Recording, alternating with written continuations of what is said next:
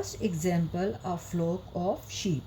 Similarly, there are group of sheep and we will call them a flock of sheep. Next example, a pride of lions. In this example, you can see few lions. You must have seen lions in the zoo and the movies.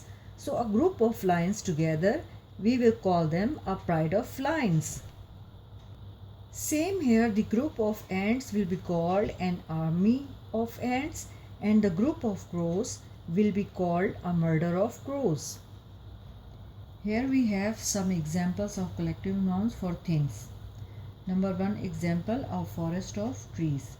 Dear students, you have seen forest many times and you know that there are lots of trees in forest. So the group of trees is considered as a group and call them as a forest of trees. Next example is a pair of shoes. As we all put on the shoes as a pair, so pair is a collective noun. Similarly, a group of mountain is called a range of mountains. The next example is a fleet of ships, and a group of ships is called a fleet of ships, and fleet is a collective noun. Now students, we will learn and practice how do we use collective nouns in a sentence, and all red color words refer to our collective nouns. The volleyball team loves to win. Our class took a field trip to the Natural History Museum. The audience clapped at the end of the play. He comes from a huge family. He is the oldest of 11 kids. The group has been on tour for months.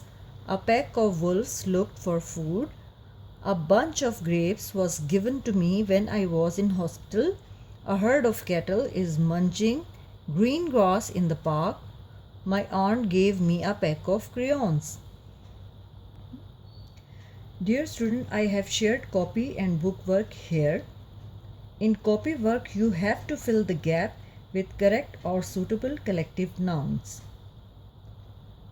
In book work, you have to do exercise A on page number 10, exercise B on page number 11, and a list of collective nouns and sentences on page number 12. Dear student, learn and practice all copy and book work. Thank you and Allah Hafiz.